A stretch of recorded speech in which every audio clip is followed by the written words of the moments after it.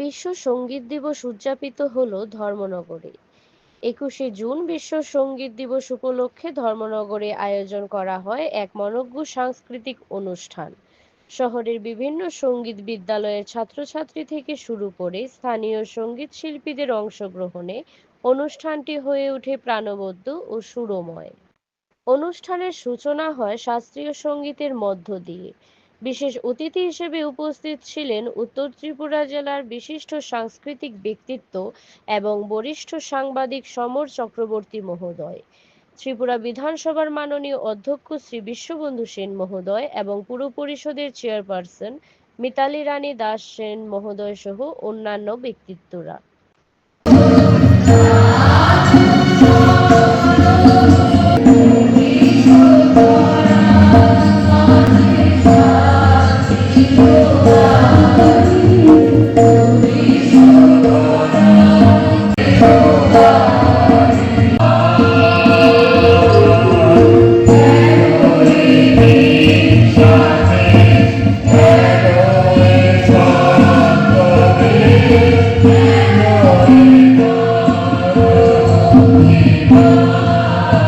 গান মানুষের মনে আনন্দ, শান্তি, অনুভূতি জাগিয়ে তুলতে পারে, যা তাকে জীবনের গভীর।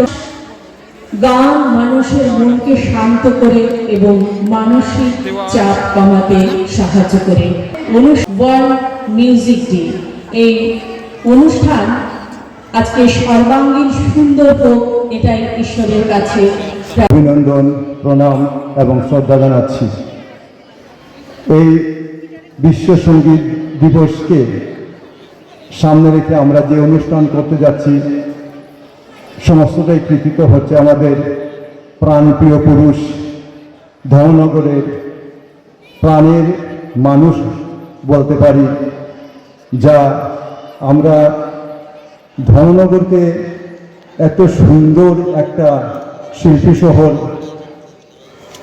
বলতে পারি। সমস্ত কৃতিত্ব হচ্ছে শ্রদ্ধেয় শ্রী বিশ্ববন্ধু সেন মহাশয়।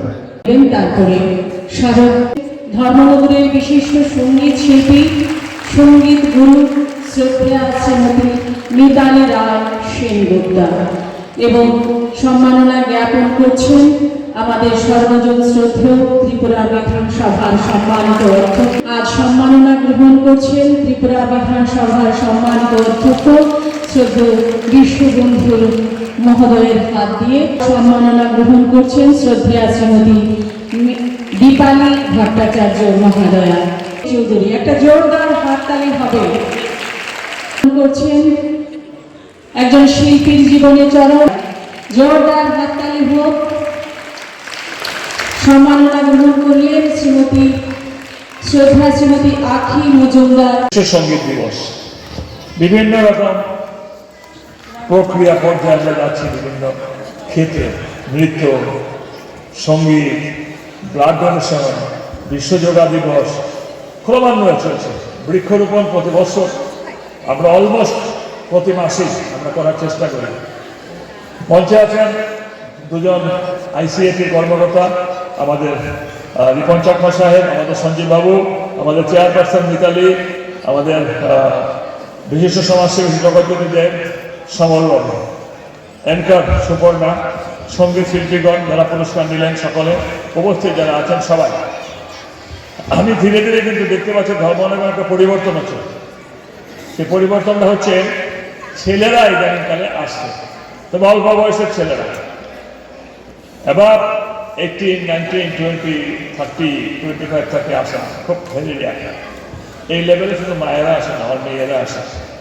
কিন্তু এই যে ছোট ছোট ছেলেরা এসছে, এটা একটা গুড সিমটম।